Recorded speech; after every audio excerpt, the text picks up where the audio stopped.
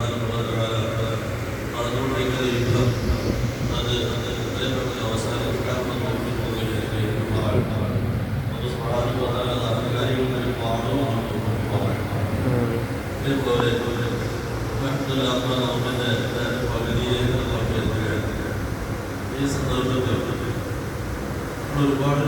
കാര്യങ്ങൾ ആലോചിക്കാറുണ്ട്, ചിന്തിക്കാറുണ്ട്.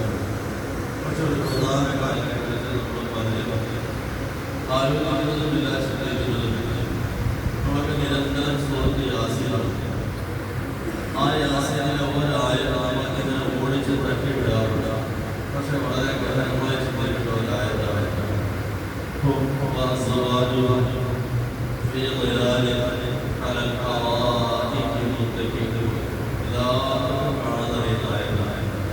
ഈ ആയത്തിൽ പറയുന്നത് അവരും അവരുടെ പിണകളും നല്ല തടകളിലായിരിക്കും. പോയി ചാരി കട്ടികളിൽ അവർ ചാരി കിടന്ന് ഉല്ലസിക്കുന്ന അവസ്ഥയായിരിക്കും. ഇതെവിടെയാണ് നമ്മുടെ സ്വർഗത്തിലുള്ള അവസ്ഥ. ഇതേപോലെ ഇതുവരെ നമ്മൾ ആരെങ്കിലും എന്തെങ്കിലും ഒരു ചെറിയ ഇടപെടലെങ്കിലും നടത്തിയിട്ടുണ്ട്. എത്രയോ വർഷമായി ഉപയോഗിച്ചു. ഒരു നിലയിൽ പറഞ്ഞാൽ സത്യത്തിൽ അവർ ചെയ്യേണ്ടാത്ത ഒരുപാട് കാര്യങ്ങൾ നമുക്ക് വേണ്ടി ചെയ്തു. അതത്രയും ചെയ്തിട്ട് നമ്മുടെ ഭാഗത്തുനിന്ന് ഒരു നന്ദിയുള്ള വാക്ക് വന്നിട്ടില്ല. വഴിയെ പോയി നമ്മുടെ അടുത്ത പെൻഷനിലേക്ക് പോകുമ്പോൾ അതിന്റെ വണ്ടിയിൽ കയറ്റി നമ്മളെ പോകുന്ന വണ്ടിയാണ്, പ്രത്യേകിച്ച് തരുമൊന്നുമില്ല. ആ വണ്ടിയുടെ പുറകിലേക്ക് നമ്മളൊന്ന് കയറ്റി അവിടെ തരപ്പെട്ടതെന്ന് കഴിയുമ്പോൾ നമ്മൾ എന്താ പറയും? ഒന്നെങ്കിൽ നന്ദി മലയാളത്തിൽ പറയും, അല്ലെങ്കിൽ ഇംഗ്ലീഷിൽ താങ്ക്സ് പറയും, അല്ലെങ്കിൽ ഹിന്ദിയിൽ ശുക്രിയ പറയും. നേരെ മറിച്ച് രീതിയിൽ ബോധമുള്ളവരാണ് നമ്മളെ കൊണ്ടുവിട്ടത്. മുസ്ലിം ആണെങ്കിൽ നമ്മൾ പറയും ജസാക്കല്ലാഹു ഖൈറാൻ പറയും. സാധാരണ നമ്മൾ പറയുന്നതാണ്.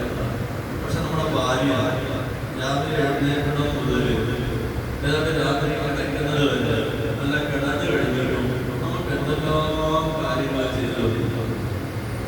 ശരിയായ നിയമം അനുസരിച്ച് നമുക്ക് നമ്മുടെ ഭാര്യയ്ക്ക് കൂടി ജനിച്ച കുഞ്ഞിന് ഭാര്യ പറയുകയാണെങ്കിൽ ഡെയിലി 500 രൂപ തന്നാലേ ഞാൻ പാല് കൊടുക്കുമെന്ന് പറഞ്ഞാൽ നമ്മൾ അറിയാത്തവരുടെ രക്ഷപ്പെട്ടു. ഡെയിലി 500 രൂപ അവർക്ക് പാല് കൊടുക്കുന്നതിന് കൂലി കൊടുക്കുന്നവർക്ക് നിർബന്ധമാണ്. ഏതെങ്കിലും സാധനക്കാർ പെണ്ണുകൾ അറിയുന്നുണ്ട്. ആ പാവങ്ങൾ അറിയാത്തവർ നമ്മൾ തന്നെ അടിമകളെ പോലെ അവരുടെ പണിയെടുപ്പിക്കുക. ഈ പെണ്ണുങ്ങൾ അവര് ഇതൊക്കെ ഉള്ള അവസ്ഥയിൽ നമ്മൾ ഡെയിലി 500 വിളിച്ചു പറയില്ല. നമുക്ക് വരുമാന വഴിയുണ്ട്. അവിടെ പറഞ്ഞാൽ പാല് കൊടുക്കണമെങ്കിൽ 500 രൂപ വേണോ പറഞ്ഞാൽ ചെയ്യാത്ത പറഞ്ഞാൽ അവർക്ക് 500 രൂപ കൊടുക്കണം. വിലക്കുട്ടി ഏതെങ്കിലും പാല് മണ്ണെടുക്കൽ കൊണ്ടുപോയി കൂലി കൊടുക്കുന്നതിന് പാല് കൊടുപ്പിക്കണം. ഈ സാധുവാണ് 5 6 മാസം ഇരിക്കുമ്പോൾ നമ്മൾക്ക് പറയുക എന്തെങ്കിലും ചെറിയ ഡ്രസ് എടുക്കണമെന്ന് പറഞ്ഞാൽ നമ്മൾ എന്തായിരിക്കും ചെയ്യുക? അതുപോലെ ഒന്നുകൂടി കിടപ്പുണ്ട് ഇസ്ലാമിക ശരീരത്തിൽ. അതായത് സൗദിയിൽ പോയിട്ടുള്ളവർക്കൊക്കെ അറിയാം. സ്വന്തമായി എനിക്കും എന്റെ ഭാര്യയും കൂടെ താമസിക്കാൻ ഒരു വീടാകുമ്പോഴാണ് എന്ത് ചെയ്യേണ്ടത്? വിവാഹം കഴിക്കേണ്ടത്. അതിനുള്ള സത്യത്തിൽ നമുക്ക് വിവാഹം വരുന്നില്ല. ഒരു മനുഷ്യൻ ഇല്ലാതെ കഴിക്കേണ്ടത് ഞാനും എന്റെ ഭാര്യയും മാത്രം താമസിക്കാൻ എനിക്ക് വീടിന്റെ സെറ്റപ്പ് ആകണം. അപ്പോഴാണ് വിവാഹം പോലെ ഉള്ളത്. തന്നെ ഗൗരവ മനസ്സിലാക്കാൻ ആളുകൾ അങ്ങനല്ലേ? ആദ്യം പെണ്ണിന്റെ വാക്കുകളാണ് നോക്കുന്നത്. നിനക്കും എന്റെ മോക്കും കൂടെ താമസിക്കാനുള്ള വീട് നിനക്കുണ്ടോ? ഉണ്ടെങ്കിൽ നമ്മളെ കെട്ടിച്ചു തരാം. ശരീരത്തിലൊരു നിയമമാണ്. ഒരു പെണ്ണിന്റെ രാജകീയമായി തന്നെ കൊണ്ടു നടക്കണമെന്നാണ് ഞാൻ പറഞ്ഞു വന്നത്. ഇതൊന്നുമല്ല. നമ്മൾ നമ്മുടെ കൂടെ കൂടിയ നമ്മുടെ ഭാര്യ, ആ ഭാര്യയുമായി നമ്മൾ എല്ലാ ദിവസവും ഒരല്പസമയം സംസാരിക്കാൻ ആരെങ്കിലും സമയം കണ്ടെത്താറുണ്ട്. നമ്മൾ എല്ലാവരും കൂട്ടുകാരുമായി സംസാരിക്കും, അവരെ ഒക്കെ ചെയ്യും. അതുകൊണ്ട് നമ്മളൊക്കെ ഒരു ചെറിയ കാര്യം ചെയ്യണം. എല്ലാ ദിവസവും ഉറങ്ങുന്നതിന് മുമ്പ് ഒരു 5 മിനിറ്റ് ഒരു സ്വകാര്യ സംഭാഷണമാണ് നിങ്ങൾ മെനക്കെടണം. അത് എത്ര പ്രായമായാലും പ്രത്യേകിച്ച് പ്രായമുള്ള ഒരാൾ പോലെ ഭാര്യ അടുത്ത റൂമിലേക്ക് ആക്കരുത്. തങ്ങളുടെ രീതി അവസാന സമയം വരെ ഭാര്യ തന്നോടൊപ്പമാണ്. എത്രത്തോളം മസ്ജിദ് നബവിയും തങ്ങളുടെ ഭാര്യ ആയിഷ റളിയല്ലാഹു അൻഹ വീടും തമ്മിൽ ഒരു ചെറിയ ഒരു കർട്ടന്റെ വ്യത്യാസമേ ഉള്ളൂ. റൂമിൽ നിന്ന് കർട്ടൻ മാറ്റിയാൽ മസ്ജിദ് നബവിയിലേക്ക് നമ്മുടെ ഈ വാതിൽ പോലെ കർട്ടൻ കൊണ്ട് മാറ്റിയാൽ ദിവസങ്ങളുടെ വീട്ടിലേക്ക് അത്ര മസ്ജിദ് ലോകത്തിൽ 2ാം സ്ഥാനമുള്ള പള്ളി. അങ്ങനെയുള്ള മസ്ജിദുൽ നബവി കീഴിൽ കിടക്കുമ്പോൾ നബി സല്ലല്ലാഹു അലൈഹി വസല്ലം തങ്ങൾ മരിക്കാൻ വേണ്ടി തിരഞ്ഞെടുത്ത സ്ഥലം മസ്ജിദുൽ നബവി അല്ല, മറിച്ച് എവിടെയാ? ഭാര്യയുടെ നെഞ്ചിടമാണ്. ആയിഷ റളിയല്ലാഹു അൻഹയുടെ നെഞ്ചത്തേക്ക് ചാരി കിടന്നാണ് മരിക്കുന്നത്. കാരണം ആ ഇണയോടുള്ള അതിയായ സ്നേഹം നമ്മൾ മനസ്സിലാക്കാൻ വേണ്ടി പറയുക. അതുകൊണ്ട് തന്നെ ഖുർആൻ ശരീഫ് പറഞ്ഞത് ശരിയായ കുടുംബജീവിതം നയിച്ചാൽ അവരും അവരുടെ ഇടങ്ങളും വിടാനുള്ള സാധനം മാത്രമല്ല, കണ്ണോടത്തിൽ നമ്മളെന്തെയും അയക്കും അയക്കൽ മാത്രമല്ല, ഇത് നമ്മൾ ചിന്തിക്കണം. അവരും അവരുടെ ഇടകളും അവർ കടലുകളിലാണ്. സ്വർഗത്തിൽ അവരുടെ ചാരി കടലിൽ കിടന്ന് അവർ ഉല്ലസിക്കുന്ന ഒരു രംഗമുണ്ടാകും. അത് കഴിഞ്ഞിട്ട് അവർ സുബ്ഹാനഹു എങ്ങനെ നിങ്ങൾ വിവാഹം കഴിക്കുന്നത്?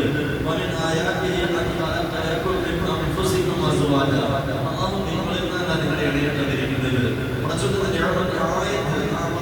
സാധിക്കുന്നത് അവരുടെ ദൃഷ്ടാന്തമാണ്. ഒരിക്കലും ഞാനും നിങ്ങളും 22, 22, 22 വയസ്സിൽ വിവാഹം കഴിക്കാൻ നേരം നമ്മൾക്ക് വേണ്ടി ഒന്നും പടച്ചുവിട്ട സാധനമല്ല ഒരു പെണ്ണ്. നമ്മൾ ജനിച്ച് തുച്ഛമായ വർഷം കഴിഞ്ഞപ്പോ ഏതോ ഒരു ഉമ്മയ്ക്കും വാപ്പിക്കും നമ്മുടെ കളത്തിന് പറ്റുന്ന, നമ്മുടെ തടിക്ക് പറ്റുന്ന, നമ്മുടെ കുടുംബത്തിന് പറ്റുന്ന, നമ്മുടെ സ്വഭാവത്തിന് പറ്റുന്ന ഒരെണ്ണത്തിന് നമ്മൾ തയ്യാറാക്കുകയാണ്. ശരിക്കും ആലോചിച്ച് നോക്കണം. നമ്മളിപ്പോ നോക്കുന്ന വലിയ തടിയനായ മനുഷ്യൻ ഒരു സ്കെൽറ്റ് പണിയൊക്കെ കെട്ടാറില്ല. അപ്പോ വർഷങ്ങൾ 27 അല്ലെങ്കിൽ 25 വർഷം കഴിയുമ്പോൾ നമ്മുടെ തടി എങ്ങനെയാകുമെന്നോ നമ്മുടെ സ്വഭാവം എന്താകുമെന്നോ ആ സ്വഭാവത്തിന് പറ്റുന്ന ഒരു പെൺകുട്ടിയെ അവരെ ഇപ്പോഴേ തയ്യാറാക്കി വെക്കുക. ഇതാണ് അല്ലാഹു ചെയ്യുന്നത്. നമ്മളാരും ഒറ്റ പണിയെ ചെയ്യുന്നുള്ളൂ. പെണ്ണ് കാണാൻ പോകുന്നു, പെണ്ണ് കാണാൻ പോകുന്നു. നമുക്ക് പറ്റിയത് ഇത് തന്നെയാണോ? അല്ലാഹു ഇതാണോ എനിക്ക് പഠിച്ചത്? ഇത് നമ്മൾ പോയി നോക്കി സെലക്ട് ചെയ്ത് കൊണ്ടുവരുന്നു. ഇനി രണ്ടാമത് ചിന്തിക്കേണ്ടത് എന്തിനാ വിവാഹം? ഈ മനുഷ്യർക്ക് നിങ്ങൾക്ക് സക്കീനത്ത് സമാധാനം കിട്ടാൻ വേണ്ടിയാണ് വിവാഹം തന്നത്. അത് ഈ പറയുന്ന ശബ്ദത്തിന്റെ വിവാഹം കഴിക്കുമ്പോൾ ദീനുള്ള പെണ്ണിനെ വിവാഹം കഴിക്കാവൂ. ദീനുള്ള പെണ്ണിനെ അല്ല നീ വിവാഹം കഴിക്കുന്നത് എങ്കിൽ നീ നരയ്ക്കുന്നതിന് മുമ്പ് നിന്നെ നരപ്പിച്ച് കളയും. നീ നരയ്ക്കുന്ന പ്രായം വെക്കുന്നതിന് മുമ്പ് നിന്നെ നരപ്പിച്ച് കളയും. അപ്പൊ അങ്ങനത്തെ ഒരവസ്ഥ വരാതിരിക്കാൻ വേണ്ടി നീ ദീനുള്ള ഒരു പെണ്ണിനെ വിവാഹം കഴിക്കാമെങ്കിൽ ഇൻഷാ അല്ലാഹ് നിനക്ക് നല്ല ഉൽപാദനം അതിൽ കിട്ടും. നിന്റെ മക്കൾ മൊത്തം സാലിഹാകും. വിഷയത്തിലേക്ക് നമ്മൾ ഫിദിയാണെന്നുള്ള വിഷയമായി പറഞ്ഞു വന്നത് കഴിഞ്ഞ ദിവസം.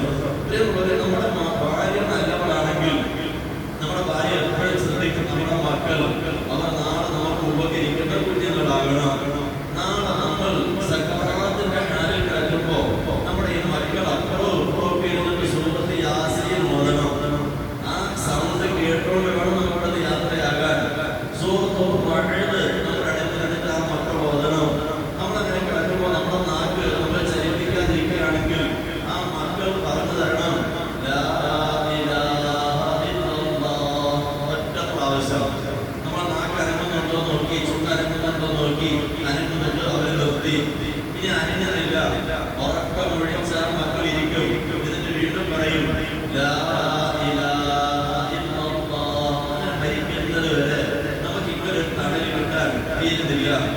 ഇതും കഴിഞ്ഞിട്ട് നാളെ മനുഷ്യരിലേക്ക് ചെല്ലുമ്പോ നാളെ ആവശ്യത്തെ തണലുണ്ട്. ഈ മക്കൾ നല്ല നിലനിൽക്കുന്ന അവരുടെ ആവശ്യത്തെ തണലാണ്. അതിലേക്ക് അവരെ അങ്ങോട്ട് വിളിക്കുമ്പോൾ ആ മക്കൾ പറയും അല്ലാഹുവേ ഞങ്ങൾ മാത്രം ഇരുന്നാൽ പോരാ, ഞങ്ങൾ 9 മാസത്തിൽ വന്ന് ഞങ്ങളുടെ ഉമ്മയുണ്ട്, ഞങ്ങൾക്ക് വേണ്ടി പട്ടിണി കിടന്ന വാപ്പയുണ്ട്, ആ വാപ്പയോട് മുൻകൂട്ടി താവട്ടെ. കാരണം അവിടുത്തെ അവസ്ഥ ഒരു വിജയിയായി കഴിഞ്ഞാൽ പിന്നെ ആ മനുഷ്യന്റെ ആഗ്രഹം നടക്കായി കൊടുക്കുന്നു. ഈ മാതാപിതാക്കളുടെ കൂട്ടത്തിൽ കൊണ്ടുപോകുന്നു.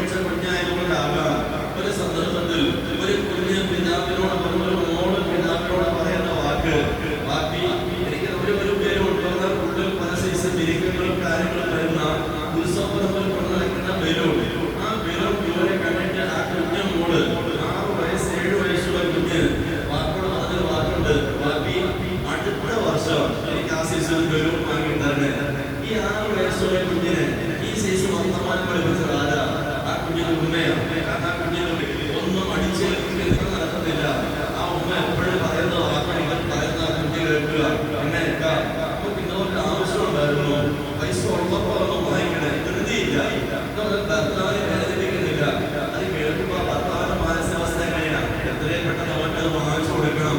കാരണം അവർ നമ്മളെ കൂട്ടത്തിൽ നിൽക്കുകയല്ലേ, നമ്മുടെ കൂട്ടത്തിൽ നിൽക്കുകയല്ലേ.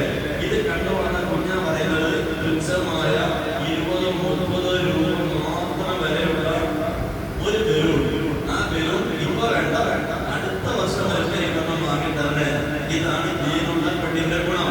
അങ്ങനെ ദീനുള്ള ഒരു പെണ്ണാണ് എങ്കിൽ മക്കൾ നല്ല നിലയിൽ വളരും. ആ മക്കളെ ചെറുപ്പത്തിലെ എന്ത് ചെയ്യും? ഓരോ ദീനീ കാര്യങ്ങളും അവർ കൂട്ടും, വീട്ടിലെ ജോലികളിൽ അവർ കൂട്ടും, വീട്ടിൽ ഓരോ കാര്യങ്ങളും കൂട്ടും. അങ്ങനെ കൂടി വളരുമ്പോ ആ മക്കളുടെ ജീവിതത്തിൽ അവർക്ക് നമസ്കാരം പതാ ഉണ്ടാകില്ല, ആ മക്കളുടെ ജീവിതത്തിൽ നോമ്പ് പതാ ഉണ്ടാകില്ല, ആ മക്കളുടെ ജീവിതത്തിൽ ആശിച്ചുള്ള വിഷയങ്ങളും ഉണ്ടാകില്ല. എപ്പോഴും ദീനുള്ള ഒരു കുടുംബമായി മാറുമ്പോ, അങ്ങനെയുള്ള കുടുംബമാകുമ്പോ റമദാനുമായിട്ട് നമുക്ക് അതിനൊരു പരിശ്രമം നടത്താം. ഈ റമദാനുമായിട്ട് നമ്മുടെ ഭാര്യകൾ പറയണം, അൽഹംദുലില്ലാ നമ്മൾ രണ്ടും കൂടി ഒരുപാട് ഇണക്കങ്ങളും പിണക്കങ്ങളും ഒക്കെ കഴിഞ്ഞു. ഇത് നമുക്ക് ഒന്നാകണം, ഇത് നമുക്ക് ഒന്നാകണം. നമുക്ക് സ്വർഗത്തിൽ എത്തണം. നീ സൂറത്ത് യാസീൻ ഓതാറുണ്ട്. ആ യാസീൻ നീ പറയുമ്പോൾ ആ പറയുന്ന എനിക്കും നിനക്കും നബി സല്ലല്ലാഹു അലൈഹി വസല്ലം ദുആ ഇൻഷാ അല്ലാഹ് മരിക്കുന്ന ദൈവം നമുക്ക് വാങ്ങണം. അതിന്റെ റസൂൽ വഫാത്തായി പോയില്ലേ, വഫാത്തായി പോയി ഒരു അഡ്വാൻസ് ദുആ എനിക്ക് നിങ്ങൾക്ക് കിട്ടു തന്നിട്ടുണ്ട്. എന്തായിരുന്നു ആ ദുആ? ആദ്യ മുഹമ്മദ് സല്ലല്ലാഹു അലൈഹി വസല്ലം റഹിമല്ലാഹു റജുലൻ ഒരു മനുഷ്യൻ അല്ലാഹു റഹ്മത്ത് ചെയ്യട്ടെ. അവൻ രാത്രി എഴുന്നേൽക്കുന്നു, അവൻ തഹജ്ജുദ് നമസ്കരിക്കുന്നു, തഹജ്ജുദ് നമസ്കരിക്കാൻ എഴുന്നേൽക്കുമ്പോ അവന്റെ കൂടെ കിടക്കുന്ന ഭാര്യയെ അവനെ തട്ടുന്നു, അവന്റെ കൂടെ കിടക്കുന്ന ഭാര്യയെ ഒന്ന് തട്ടുന്നു. നമ്മളൊക്കെ ഇടയത്താഴത്തിലേക്ക് എന്തിനാ ഹോസ്റ്റലിൽ നടക്കാൻ നമ്മളൊക്കെ എഴുന്നേൽക്കുന്നു. പിന്നെ നമുക്ക് സുന്നത്താണ് ഇടയത്താഴം, വലിയൊരു ഭാഗ്യവുമുണ്ട്. പക്ഷെ സുന്നത്ത് ഉദ്ദേശിച്ച് എഴുന്നേൽക്കുന്നവരൊക്കെ എന്നോട് നിങ്ങളോട് നമ്മൾ മനസ്സാക്ഷിയോട് ചോദിച്ചാൽ മതി. ഈ സുന്നത്ത് ഉദ്ദേശിച്ചാണ് എഴുന്നേൽക്കുന്നത്, അതല്ല ഹോസ്റ്റലിൽ നടക്കാൻ കുറച്ച് ഭാര്യ നടക്കണം അതിനു വേണ്ടിയാണോ എന്നുള്ളത് പെട്ടെന്ന് മനസ്സ് പറയുമ്പോൾ ഒന്നാമത്തെ പ്രശ്നം തന്നെയാണ്. രണ്ടാമത് പറയുമ്പോൾ കഴിവായ സല്ലല്ലാഹു അലൈഹി വസല്ലം ഞങ്ങൾ പറഞ്ഞു ഇടയത്താഴം കഴിക്കണേ. ഇടയത്താഴം കഴിക്കുമ്പോൾ ഈത്തപ്പഴത്തിന്റെ കാര്യം മറന്നു പോകരുത്. ഈത്തപ്പഴം പ്രത്യേക സുന്നത്താണ് ഞങ്ങൾ പറഞ്ഞിട്ടുണ്ട്. ആ ലക്ഷ്യത്തിലേക്ക് വരുന്നതാകട്ടെ. ഇപ്പൊ നമ്മളൊക്കെ എഴുന്നേൽക്കുന്നു. ആ സമയത്ത് എഴുന്നേൽക്കേണ്ട റമദാൻ കഴിയുമ്പോ മറിച്ച് സുബഹിമായിട്ട് വയ്ക്കുന്നത് 15 മിനിറ്റ് മുമ്പ് എഴുന്നേൽക്കുക. 5 മിനിറ്റ് നമ്മൾ ഫ്രഷ് ആകുക. ഫ്രഷ് ആയി കഴിയുമ്പോൾ നമ്മൾ തഹജ്ജുദ് നമസ്കരിക്കണം. നമ്മൾ മാത്രം നമസ്കരിച്ചാൽ പോരാ, നമ്മുടെ ഭാര്യ ഇൻഷാ അല്ലാഹ് നമസ്കരിക്കണം. എന്നിട്ട് നിങ്ങളുടെ ദുആ എങ്ങനെ? നമ്മൾ എഴുന്നേറ്റു നമ്മൾ ഭാര്യ ഒന്ന് തട്ടി മരിച്ചു പോയി എഴുന്നേൽക്കുകയല്ല, ചെറുതായിട്ടൊന്ന് തലോടിയിട്ട് പറഞ്ഞു അൽഹംദുലില്ലാഹി അല്ലദീ അഹ്യാനാ ബഅദമാ അമാതനാ വഇലൈഹി നുശൂർ. എഴുന്നേൽക്കുന്ന സമയത്തുള്ള ദുആണ്. ഞാൻ അത്ര അറിയില്ല, പറഞ്ഞ പക്ഷെ അൽഹംദുലില്ലാ ഉറങ്ങാൻ ഭാഗ്യം തന്നില്ലേ എന്നുള്ളതിൽ ഭാര്യ ഒന്ന് തട്ടി. ആ ഭാര്യ എഴുന്നേൽപ്പിച്ചു, ഒന്ന് തിരിഞ്ഞു, വീണ്ടും തട്ടി തലോടി. അവസാനം നബി സല്ലല്ലാഹു അലൈഹി വസല്ലം പറഞ്ഞു എത്ര തട്ടിയിട്ട് തിരിഞ്ഞും പറഞ്ഞു കിടക്കാണ്, ക്ഷേത്രം വിടുന്നില്ല. അങ്ങനത്തെ അവസ്ഥയാണെങ്കിൽ അല്പം വെള്ളം എടുത്തിട്ട് ആ മുഖത്തേക്ക് പോയി കപ്പൽ പിടിച്ചു കളയരുത്. അതിന്റെ ഒരല്പം വെള്ളം കൈത്തുമ്പൽ എടുത്തിട്ട് ഒരല്പം കുടഞ്ഞു ആ മുഖത്ത് തലവെടുത്ത് എഴുന്നേക്ക് നമസ്കരിച്ച് തുടങ്ങ്. അല്ലാഹു റഹ്മത്ത് ചൊരിയട്ടെ. ആർക്ക്? ഒരു പുരുഷന്. നമുക്ക് കിട്ടി. അടുത്ത ദിവസം ഭാര്യ വാശിയായി. അടുത്ത ദിവസം എനിക്ക് കിട്ടുന്ന ദുആ. അവള് നേരത്തെ എഴുന്നേൽക്കും. ഇതുപോലെ നമ്മുടെ സ്നേഹം കുടുംബജീവിതം ആസ്വദിക്കാനുള്ളതാണ്. എന്തെങ്കിലും കർണത്തിൽ കൈ കൊടുക്കാനും പാപ്പായുമായി കൈക്ക് വയ്ക്കാനും കരണിക്ക് വയ്ക്കാനും അതുപോലെ നാവിൽ നോക്കി ചവിട്ടാനും ഉള്ള നല്ല കുടുംബജീവിതം ആസ്വദിക്കാനുള്ളതാണ്. ദുനിയാവിൽ നമുക്ക് പറയാം, ഒന്നേക്ക് പറയാം അൽഹംദുലില്ലാ. അതായത് 2000 വിവാഹം കഴിഞ്ഞു, ഇന്ന് വരെ 2026 ഇന്ന് വരെ എന്റെ ഭാര്യ ഞാൻ തല്ലിയിട്ടില്ല. ധൈര്യസമേതം എനിക്ക് പറയാം. അങ്ങനെ പറയാൻ പറ്റണം. നിങ്ങളെന്താ കുടുംബജീവിതം ആരാന്റെ കൂടെ എടുത്തിട്ട് എല്ലാവരും ചവിട്ടിക്കുന്നതാണുള്ളതാണോ? ഇല്ല പ്രിയമുള്ളവരെ. അതുകൊണ്ട് നമ്മൾ തിരിച്ചടുത്തത് അടുത്ത ദിവസം ഭാര്യ എഴുന്നേറ്റ് നേരത്തെ എഴുന്നേറ്റു ആർത്തിയായി. ഇന്ന് ഞാൻ അള്ളാഹു ഒരു പെണ്ണിനെ കൃപ ചെയ്യട്ടെ, അള്ളാഹു റഹ്മത്ത് ചെയ്യട്ടെ. ഒരു പെണ്ണിന് അവൾ എഴുന്നേറ്റുള്ളിൽ രാത്രിയിൽ അവൾ നമസ്കരിക്കാൻ വേണ്ടി തയ്യാറായി.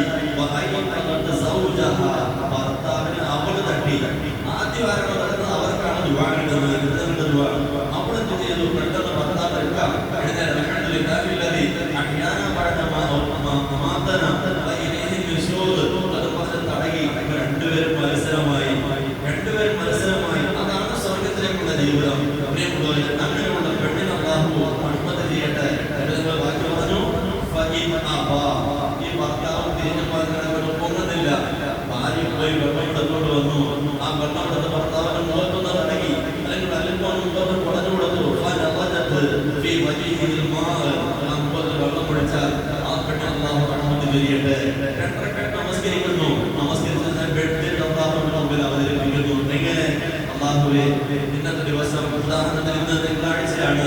പടച്ചോനെ, ഇന്ന് തിങ്കളാഴ്ചയാണ്. രാവിലെ മുതൽ ഇന്നത്തെ മകര് പോലെ അല്ലെങ്കിൽ ഉറങ്ങുന്നത് വരെ എനിക്ക് ഇതിന്റെ ആവശ്യമുണ്ട്.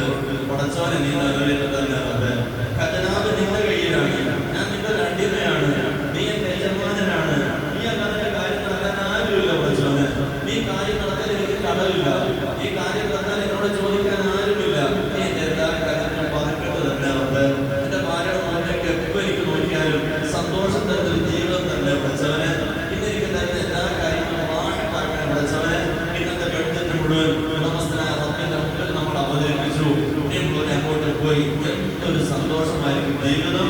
നാം പുറത്തേക്ക് ഇറങ്ങി അവസാന വാക്ക് ഭാര്യയോട് പറയുമ്പോൾ ഇങ്ങനെ, അസ്സലാമു അലൈക്കും വറഹ്മത്തുള്ളാഹി, അവിടെ ഞാൻ പോയിട്ട് വരാം. ഒരു സന്തോഷത്തെ വാക്ക് പറഞ്ഞു. അങ്ങനെ അല്ലാഹുവിന്റെ രക്ഷത്തിലേക്ക് ഉണ്ടാകട്ടെ. ഭാര്യയെ ഏൽപ്പിച്ചു അല്ലാഹുവിലേക്ക്. ആ ഭാര്യ നിറഞ്ഞ മനസ്സോടെ വാതിൽ നിന്ന് നമുക്ക് പറയുന്നു, വഅലൈക്കും അസ്സലാം വറഹ്മത്തുള്ളാഹി വബറകാതുഹു. അല്ലാഹു നിങ്ങൾക്ക് രക്ഷ തരട്ടെ. പോകുന്ന വഴി വാഴത്താക്കി തരട്ടെ. എത്ര വാഴത്തായി സാധനങ്ങളൊക്കെ വാങ്ങി എപ്പോഴും വീട്ടിലേക്ക് വരുന്നു. വാതിൽ ഭാര്യയുടെ സൗണ്ട് കേട്ടതേ ഉള്ളൂ. ആ ഭാര്യ ഓടി വന്നിട്ട് നമ്മുടെ കയ്യിലുള്ള സാധനങ്ങളെല്ലാം വാങ്ങി അതുകൊണ്ട് പോകുന്നു. എന്തായി ജീവിതം? തുടക്കത്തിൽ എഴുന്നേറ്റപ്പോഴേ കിട്ടി, രണ്ടാമത്തെ കിട്ടി. അന്നത്തെ അവസാനം വരെ എത്ര വാഴത്താവും വേണമെങ്കിൽ ആസ്വദിച്ചു. വേണമെങ്കിൽ ആസ്വദിച്ച് പ്രായമൊന്നും പ്രശ്നമല്ല. 80 വയസ്സായിട്ട് 90 വയസ്സാണ് പലപ്പോഴും അസൂയത്തോടെ അവസ്ഥാനം കഴിയുന്നത്. സ്വർഗത്തിലും അതുപോലത്തെ അവസ്ഥയായിക്കൊടുക്കുമാറാകട്ടെ. ഉസ്താദിന്റെ വൈഫ് എപ്പോഴും ഉസ്താദിന്റെ കൂടെയാണ്. നമ്മൾ തൊട്ടൊക്കെ കണ്ടാൽ എത്രയോ പ്രാവശ്യം പണിയെടുത്ത് കോളേജിൽ വന്ന് താമസിക്കുന്നു. എപ്പോഴും ആളെ കൂട്ടുണ്ട് എന്ന് പറഞ്ഞാൽ അതുകൊണ്ട് തന്നെ ആകാം ഉസ്താദ് മരിച്ചു, വലിയ കാലതാമസമില്ലാതെ അവരുടെ കൂടെ യാത്രയായി. ഫാത്തിമ സ്നേഹിച്ചു. എന്നിട്ട് മരിച്ചു. 6 മാസം കഴിയുന്നതിന് മുമ്പ് മോളെ കൂടെ പോയി. ഇതാണ് ഒരു ജീവിതം. അതുപോലെ നമുക്ക് ആസ്വദിക്കാം. എന്തിനാണ് എന്റെ ജീവിതം കളയുന്നത്? ഒന്ന് മനസ്സിലാക്കുക, ഈഗോ ഒക്കെ മാറ്റുക. ആരോട് എന്നിട്ട് പറയുകട്ടെ, എവിടെയെങ്കിലും ബന്ധപ്പെട്ടേക്കണം. നമുക്ക്